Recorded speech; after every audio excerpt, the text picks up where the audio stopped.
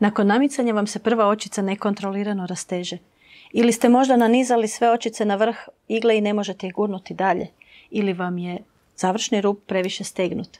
Ja sam Adriana i podijelit ću s vama nekoliko trikova za početnike.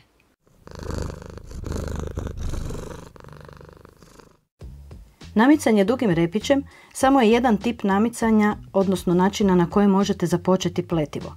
U videima koji slijede ja ću vam pokazati još načina na koje možete započeti pletivo, a odabir načina na koji ćete to raditi će ovisiti o efektu kojeg hoćete postići na donjem rubu.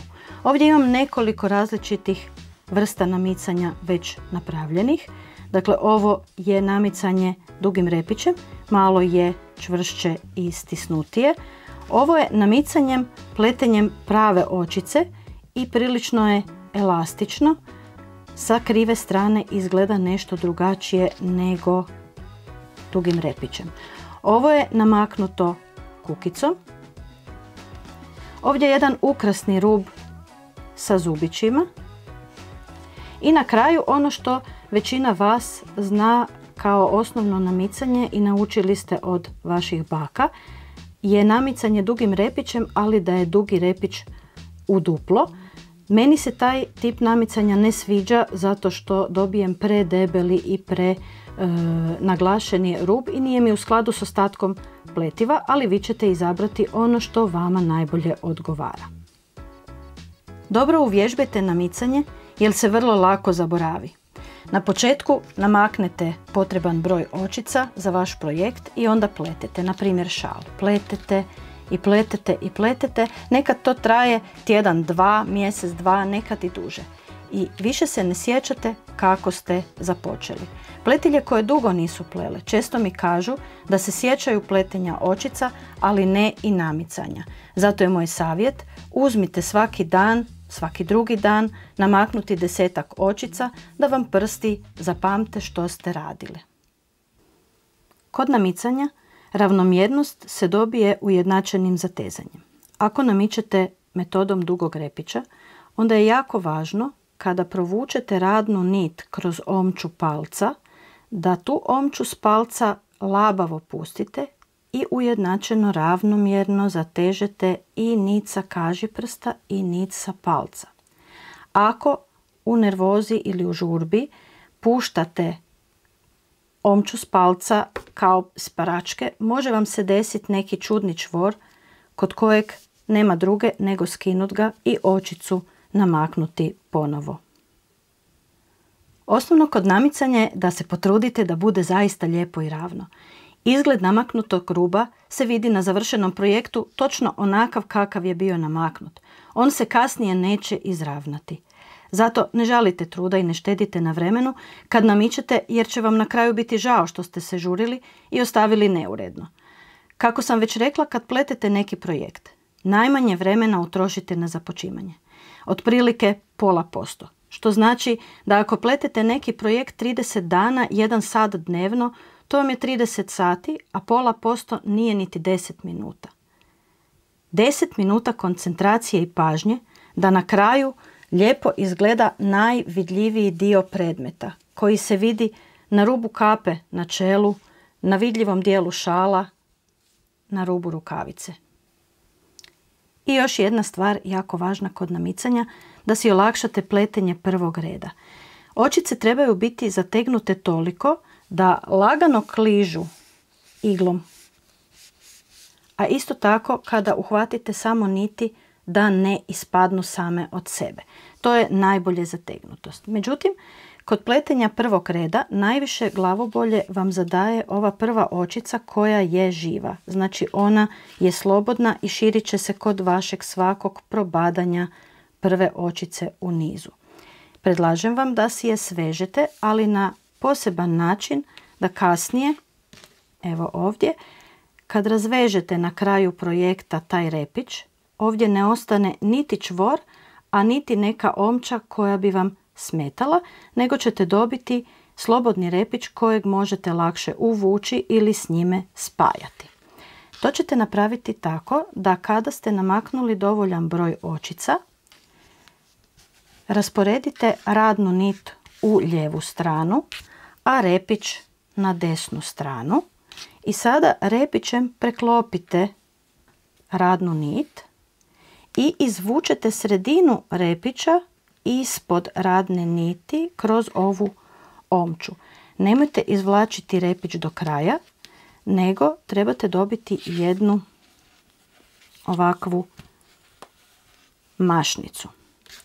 Da biste bili sigurni da ste dobro napravili ovaj čvor, potegnite malo mašnicom i ako ona skraćuje repić ili ako potegnete repić, a on skraćuje mašnicu, to je dobro svezana prva očica koja će se kasnije dati osloboditi. Rubna očica.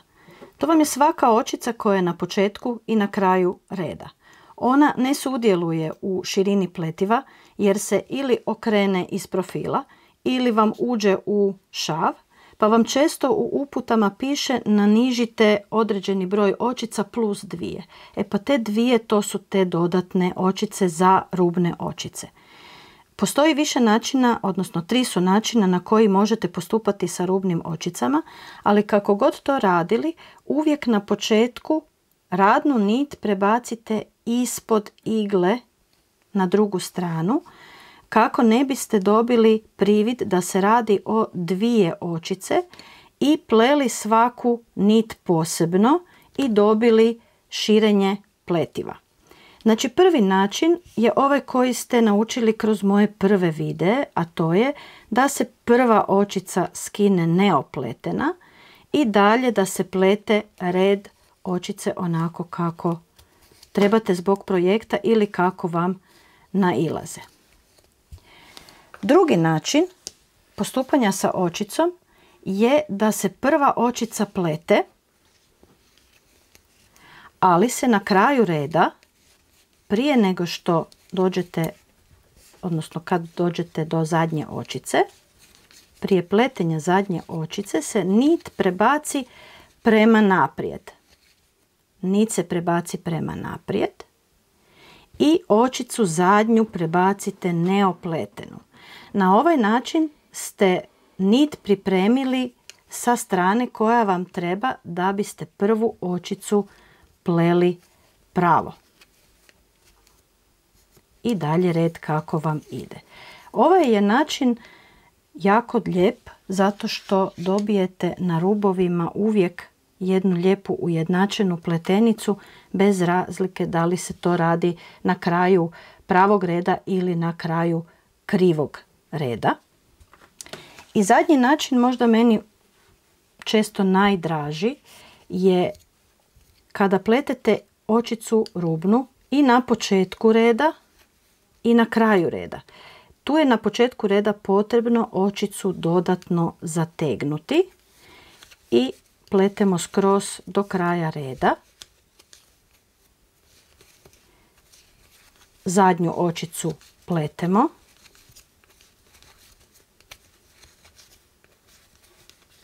I kada okrenemo rad, nakon što ispletemo ponovo tu istu očicu, odnosno sada je ona prva, je zategnete. Tu da ne dobijete nekakve omčice koje će biti prelabave i olabavit će vam rub.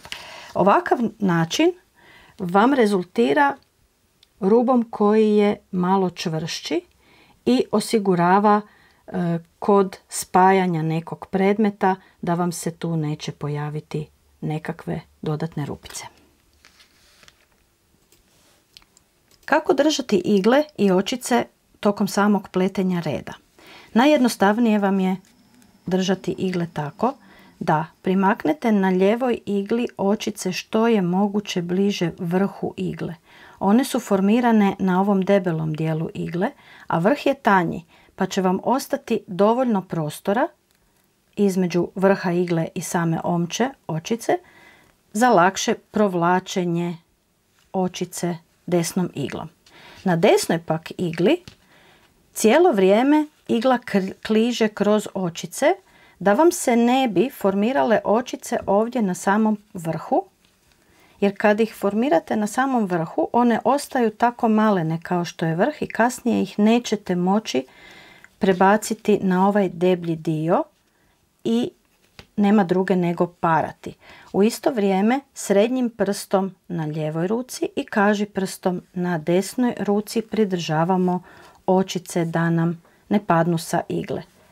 Na lijevoj ruci bliže vrhu, a desna igla stalno kliže kroz očice i osigurava da one budu formirane na njihovu nazivnu debljinu. Naučili smo do sada da ako pletemo sve očice pravo, svaki red, dobit ćemo bod podvezice. Međutim, ako pletete svaki red sve očice samo krivo, dobit ćete i opet bod podvezice. Čemu onda kriva očica? Da se dobije glatki bod. Ako pletete jedan red sve očice pravo, a drugi red sve očice krivo, dobije se ovakav prepoznatljivi uzorak kojeg svi prepoznajemo kao pletivo, a zove se glatki bod. Plete se jedan red pravo i jedan red krivo i postoji vrlo jednostavan način da utvrdite koji je red na redu da se plete.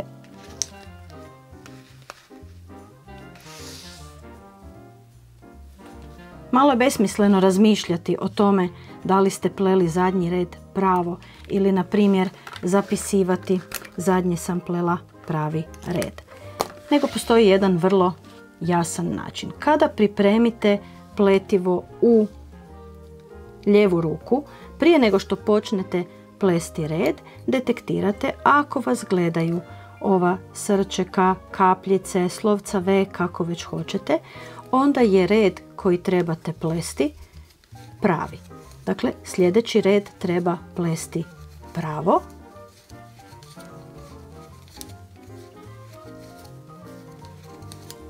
A ako vas iz lijeve ruke, kada pripremite sve da pletete sljedeći red, gledaju bublice, valići, čvorići, kako god ih nazvali, onda je sljedeći red potrebno plesti krive očice da bi rezultat vašeg pletenja bio glatki bod.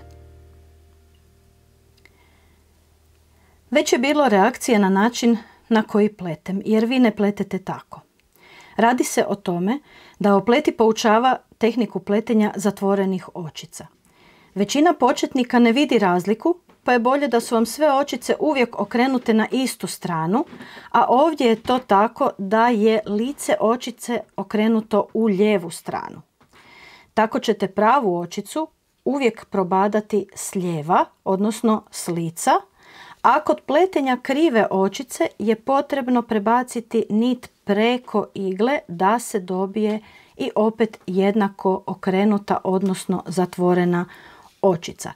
Kod ovog načina nećete imati problema kod pletenja u krug, neće biti problema kod pletenja nekih uzoraka koji slijede, a isto tako bit ćete skroz u skladu sa uputama iz strane literature i internetskih izvora, jer većina njih pretpostavlja da je očica zatvorena, odnosno da je licem usmjerena u lijevo. Naše bake su plele jednu kombiniranu tehniku kod koje bi pravu očicu dobivale zatvorenu, krivu otvorenu. Međutim, se često dešavalo da se početnice zbune jer ne vide razliku. Kao rezultat tako nerazumijevanja vam se može desiti da dobijete ovako umotanu, ufrkanu očicu jer nije probadana s prave strane, odnosno nije dobivena na isti način kao što pretpostavlja ona druga strana. Ovo je ispravno pletivo, a ovo je rezultat ufrkanih očica. Međutim, dok god je vaše pletivo ovakvo, ispravno, ravno i vi ste s time zadovoljni, nema razloga da mijenjate način na koji pletete. U videima do sada mogli ste naučiti kako završiti pletivo pravom očicom i kako završiti pletivo krivom očicom. To su samo osnovni načini završavanja i u videima koji slijede pokazat ću vam još načina za završavanje, a time ćete dobiti i različiti efekt na završnom rubu i tako ćete odabrati tehniku. Međutim, gornji rub vam može ispasti nešto zategnutiji i tu je moj savjet ili da krivim očicama završavate gornji rub, ili da uzmete iglu u desnoj ruci za pola broja ili cijeli broj deblji nego što ste pleli do tada, da dobijete labavije omčice, odnosno očice, i da vam na taj način bude elastičniji završni rub. Nadam se da će vam ovi savjeti pomoći u budućim projektima. Pletenje je vještina, a vještina se uvježba kroz vrijeme i konkretne projekte. Samo vježbom ćete dobiti ujednačene očice i razviti svoj vlastiti pletači rukopis. Nemojte se uspoređivati s drugim. I ne pišemo isto, zašto bismo pleli. Poneko stišće jače, neko stišće slabije, a nekad vam i o raspoloženju ovisi kako vam je pletivo. Sve vam je to normalno. Neka vas to ne brine i dok god ste vi zadovoljni što ste ispleli, dobro je. Nastavite pratiti lekcije koje slijede i napredujte u pletenju. Pratite moj kanal i pretplatite se ako već niste, pletite i uživajte.